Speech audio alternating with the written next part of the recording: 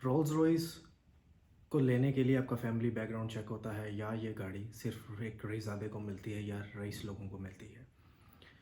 हम लोगों के दिमाग में बहुत सारी ऐसी मिथ होती हैं इन गाड़ियों को लेके जो कि बिल्कुल एक गलत बात है, जो कि बिल्कुल गलत सोच है। और इसके बरक्स बहुत सारी लग्जरी कार्स हैं जिनमें फरारी, जिसमें लैम्बोर्गिनी और दूसरी गाड़ियाँ भी आती हैं।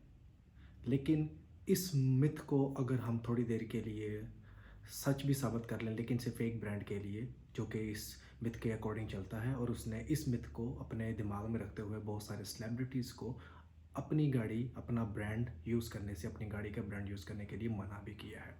जी हाँ, तो उस ब्रांड को मना करने के लिए वो है ब्रांड फरारी। फरारी एक ऐसी कंपनी है जो कि अपनी वैल्यू को बहुत मद्देनज़र रखती है। कभी आपने ये सोचा है कि फरारी जैसी कंपनी ने किसी सेलिब्रिटी को अपनी गाड़ी पूरी ज़िंदगी के लिए चलाने के लिए बैन कर दी है? जी हाँ, तो वो है जो सेलिब्रिटी जिसका नाम है वो है जस्टिन बीबर। जस्टिन बीबर बहुत नामवर सिंगर हैं, पॉप स्टार हैं, कनाडा में रहते हैं और कैनेडियन नेशनलिटी है। जस्टिन बीबर ने अपनी गाड़ी बहुत अरसे के लिए किसी पार्किंग लॉट में खड़ी कर दी थी, जिसकी वजह से फरारी ने उनको बैन कर दिया, क्योंकि उन्होंने अपनी गाड़ी, उनकी ब्रांड को हिट किया, जिसकी वजह से उनका ब्रांड हिट हो सकता था। इसी तरह एक हॉलीवुड स्टार है निकोलस केज, जिनके फाइनेंशियल इशू की वजह से फरारी ने उनको बैन कर दिया, क्योंकि उन्होंने अपनी जो 2675 GT फरारी थी उसको फाइनेंस की वजह से बेच दिया था। इसी तरह एक डीजे हैं डेडमो 5, उसको भी उन्होंने अपनी फरारी को अपनी गाड़ी देने के बैन कर दिया था, क्योंकि उन्होंने अपनी फरारी जो गाड़ी थी उसको कस्टमाइज़ किया था, और कस्टमाइज़ करने के बाद उन्होंने फरारी को इन्फॉर्म भी नहीं किया और वो बाद में वो गाड़ी बेच दी, जिसकी वजह से फरारी ने उस डीजे पर भी बैन कर दिया फॉर लाइफ टाइम। इसी तरह सिर्फ चंद ये सेलिब्रिटीज़ नहीं हैं जिन पर फरारी ने बैन लगाया, लेकिन इनमें और भी बहुत हैं। चंद का नाम मैं आपसे शेयर करूँ, जिसमें किम कार्डेशियन, 50 सेंट और रैपर टाइगा और एक हॉलीवुड एक्टर हैं क्रिस हैरिस, जिनको फरारी ने बैन किया है। फरारी हम हमें पहले ये समझना पड़ेगा कि Ferrari is not only a one brand for super cars. बहुत सारे ब्रांड हैं जो सुपर कार बनाते हैं, like Lamborghini, Pagani, McLaren, Bugatti. These brand doesn't care about anything. अगर उनके क्लाइंट्स गाड़ी बेचना चाहते हैं तो वो इजीली सेल करते हैं, उनको कोई मसला नहीं है। लेकिन फरारी को इसलिए फ़र्क पड़ता है क्योंकि वो अपनी ब्रांड आइडेंटिटी पहचानते हैं और उसकी एक वैल्यू रखते हैं, क्योंकि फरारी का ये कहना है कि हमारी ब्रांड वैल्यू ही हमारा सब कुछ है। तो फरारी के बारे में जानने के लिए थोड़ी हम हिस्ट्री पे बात करेंगे, थोड़ा बैक पे चलते हैं। 1940 में फरारी ने पहला अपना कार यूनिट बनाया था, जिसका नाम है फरारी टीपो 815। ये उनकी पहली कार थी जो 1940 में बनाई गई थी। और उसके बाद अब कुछ सालों बाद 1947 में फरारी ने एक 125S गाड़ी बनाई जो कि रोड पे चल सकती थी, और उसका 1.5 लीटर इंजन था और V12 उसके इंजन की पावर थी, और उसकी टॉप स्पीड थी 209 किलोमीटर पर आवर। तो इसी तरह फरारी ने एक पहली गाड़ी जो वो रोड पे चलाने के लिए निकाली, क्योंकि पहले वो सुपर कार उन्होंने बनाई थी, जिसका मैंने आपको जिक्र किया, Tipo 8, it's like Tipo, like you can say Tipo 815। ये फर्स्ट कार थी, और उसके बाद उन्होंने 1947 में सेकंड कार बनाई जिसका नाम था फरारी 125S। तो इसी तरह 1948 में फरारी फरारी ने 1948 में उन्होंने दूसरी गाड़ी बनाई जिसका नाम था इंटर 1666 ग्रैंड टॉरर, जिन्होंने ये गाड़ी, फरारी ने एक अदर और एक गाड़ी बनाई जो कि परफॉर्मेंस और लग्जरी में जिसका कोई कम्पीट नहीं कर सकता। ये उस टाइम की मैं बात कर रहा हूँ 1948 की, जब लोग सिर्फ एक गाड़ी बनाते थे जिसमें, अगर आप गाड़ी बनाते थे जिसमें लग्जूरियस चीज़ें नहीं थी और कंफर्ट का ध्यान नहीं रखा जाता था। लेकिन फरारी तब से ये चीज़ सोचता है कि लग्जूरियसनेस और कंफर्ट लेवल गाड़ी में बहुत कमाल का होना चाहिए। तो हम थोड़ा सा, मैं आपको ये बताता चलूँ कि फरारी 1941 में पहली फरारी थी, यानी कि फरारी कंपनी एक ऐसी कंपनी है जिन्होंने 1941 में F1 रेस मुतारिफ़ करवाई, और मुतारिफ़ करवाने के बाद वो ठीक तकरीबन 7 साल के बाद, आई थिंक सो या 1951 में उन्होंने अपनी पहली रेस जीती थी। ये फरारी की मैं बात कर रहा हूँ जिन्होंने अपनी पहली रेस 1951 में जीत ली, और उसके बाद लगातार वो रेसेस जीते गए, और जिससे फरारी कंपनी पे भी बहुत अच्छा इम्पैक्ट पड़ा, क्योंकि वो रेस जीत रहे थे और उनकी ब्रांड की एडवर्टीजमेंट भी हो रही थी इसके ज़रिए से।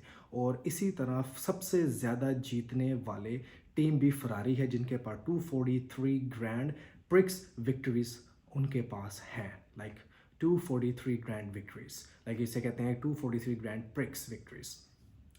फरारी की फरारी जो एक एक्चुअल ब्रांड है, हमें इस पहले अंडरस्टैंड करना पड़ेगा कि फरारी अपने ब्रांड वैल्यू को सबसे ऊपर रखता है।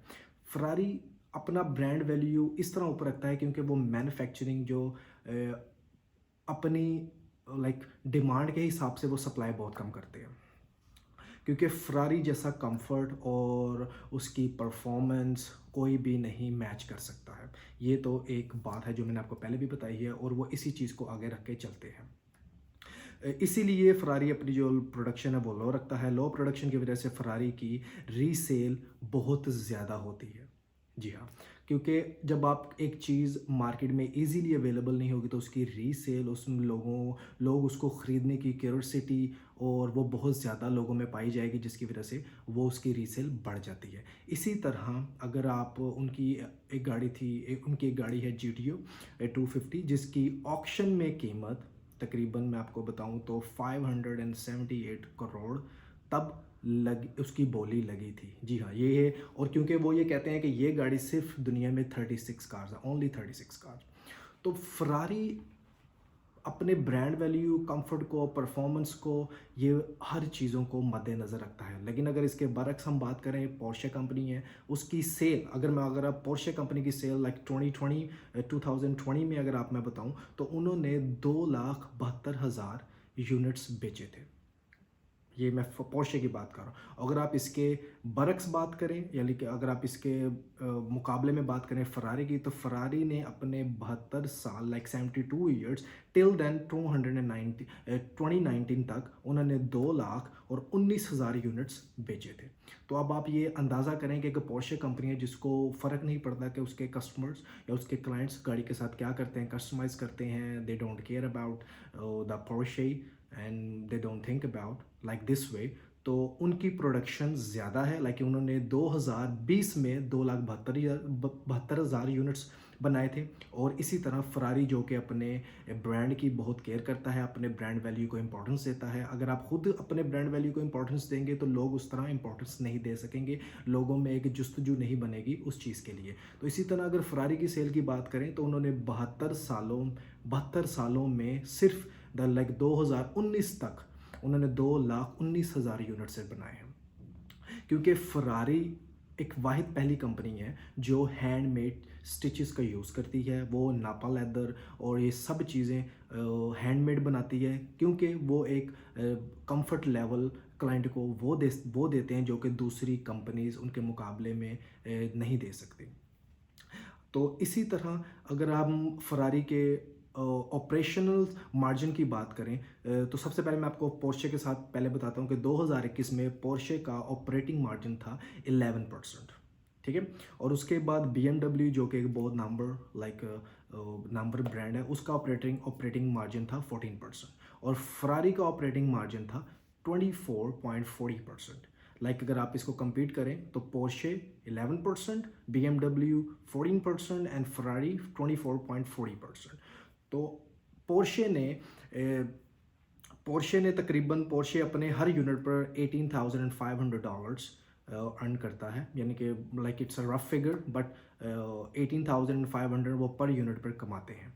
और इसी तरह फरारी की एक तो प्रोडक्शन भी कम है, और वो उस तरह प्रोडक्शन भी बनाते हैं जिस तरह पोर्शे प्रोडक्शन बहुत बनाती है, क्योंकि वो लो प्रोडक्शन काम नहीं करते पोर्शे, और फरारी लो प्रोडक्शन करती है। तो इसी तरह उनका जो ऑपरेशनल मार्जिन है वो 24.40% है। तो इसी तरह फरारी का जो पर यूनिट लाइक 10,000 यूनिट के ऊपर 10,000 यूनिट उन्होंने अगर वो बेचें तो वो पर यूनिट पर $94,000 अर्न करते हैं।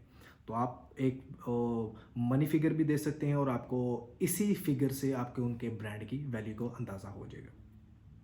तो फ़रारी फ़रारी एक ब्रांड है, अगर आप कोई कस्टमर उसको ख़रीदना चाहता है तो उसके लिए वो प्रॉपर एक कॉन्ट्रैक्ट है, जो इवन दो हर कंपनी ये कॉन्ट्रैक्ट साइन करवाती है, लेकिन फ़रारी का जो कॉन्ट्रैक्ट है वो दैट इज़ समथिंग डिफरेंट। तो इसी तरह फ़रारी की ब्रांड वैल्यू को मद्देनज़र रखते हुए जब आप ऑक्शन पे गाड़ियाँ देखते हैं, फॉर एग्जांपल अगर आप वर्ल्ड बेस्ट 10 ऑक्शंस गाड़ियाँ देखेंगे तो उन वर्ल्ड 10 बेस्ट ऑक्शंस कार में 7 गाड़ियाँ फ़रारी की होंगी। यही वजह है क्योंकि Ferrari it's not easy to get and it's not easy to compete with the base of performance and the torque level and the engine capacity and everything. तो इसीलिए जब आप फ़रारी कोई भी कस्टमर अगर फ़रारी लेना चाहता है तो उसके लिए कोई एज सच वो नहीं है कि वो कोई रईस होना चाहिए या उसकी बहुत बिलियंस में उसकी नेटवर्थ होनी चाहिए, इट डजेंट मैटर। लेकिन जो चीज़ मैटर करती है वो मैं आपको बताता हूँ, जब आप कॉन्ट्रैक्ट फ़रारी लेने के लिए साइन करते हैं तो आप फ़रारी को with in 1 year you can't sell. 1 साल के अंदर आप गाड़ी जो फ़रारी है कोई भी मॉडल है, ठीक है, आप उसको बेच नहीं सकते। और अगर आपने कल को फ़रारी अगर बेचनी है तो सबसे पहले आप जो फ़रारी का जो डीलर है, जो फ़रारी के डीलर्स हैं जिनके पास डीलरशिप है, आप उनको ही अप्रोच करेंगे गाड़ी बेचने के लिए। और सबसे तीसरी बात ये है, उनका पॉइंट जो मेन है कि आप उनके लोगों को टेम्पर नहीं कर सकते। तो दीज आर द थिंग्स मैंने ट्राई किया कि मैं आपको बताऊं। तो Ferrari it's like it's arrogant company you can से, instead of other companies like Lambo, like Pagani, Maserati, like Bentley, these cars. So instead of these car, Ferrari is arrogant company. And why the Ferrari is arrogant company? Because they do value their own company, their own brand. Okay, because they provide high performances cars, they provide luxury, and they provide comfort, which nobody can match them. So these are the reasons why Ferrari is arrogant instead of other companies. So thank you so much. Maybe you like the video.